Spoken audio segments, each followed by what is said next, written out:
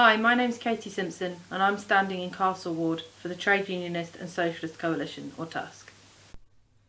Castle Ward has been my home these past 5 years now, and when you look around you can really see the devastation that's been caused by years of Tory austerity and a homelessness crisis that has been caused by lack of decent housing. Empty buildings like this one are all across Castle Ward and they've been laid empty for a long time, most of them full of pigeons. But these buildings could have been used for homes, they could have been used for businesses.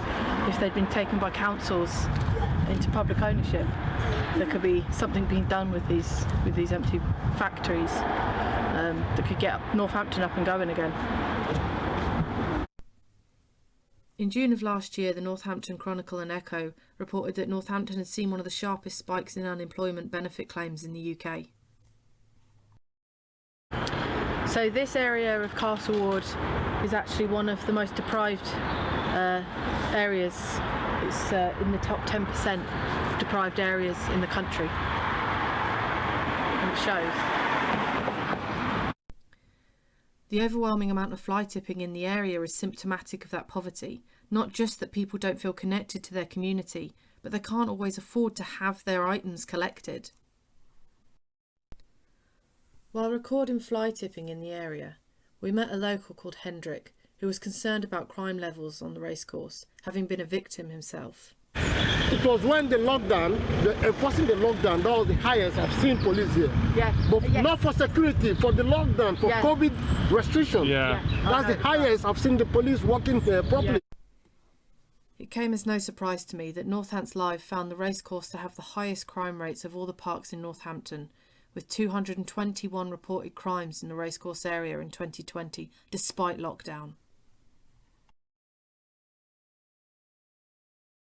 There's also been a huge underfunding in mental health services in Northamptonshire.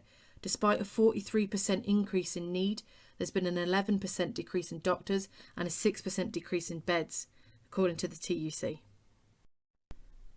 And as somebody who supports individuals with learning disabilities and mental health problems as part of my job, this is pretty close to home. Working in a care home during this pandemic has been really tough, and although I don't think Northampton Council could have really been truly prepared for this, they were woefully underprepared for this.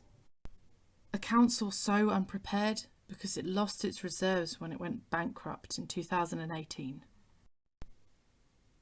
And since going bankrupt, Northampton hasn't had local elections, something I've campaigned about as a member of the Socialist Party of England and Wales. But that's not where I started. Graduating in 2009 in Wales, I found myself one of the 1 in a million unemployed young people in the UK. I learned that working hard didn't really guarantee you anything, and that the system itself is completely unfair on people like me, working class people.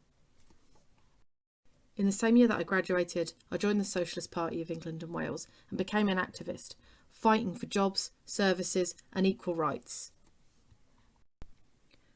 I've campaigned and protested in support of the NHS, and I've been to the council chambers in Northampton to tell them to say no to cuts and that no cuts are necessary. I know that Northampton can say no to Tory austerity, just like the militant council did in Liverpool in the 1980s. In spite of all the consequences of surcharge, of removal from office, of job victimisation, of crippling debts, if we had the same choice, we'd go down exactly the same road. Because to do anything else would have been a complete betrayal of the working class who elected us to office.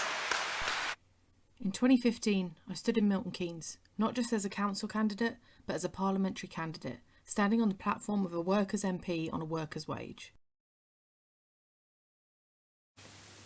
So on 6th of May, give us your vote. But let's go beyond that. Get involved, get in touch, and be part of a campaign to fight back against cuts and privatisation in Northampton.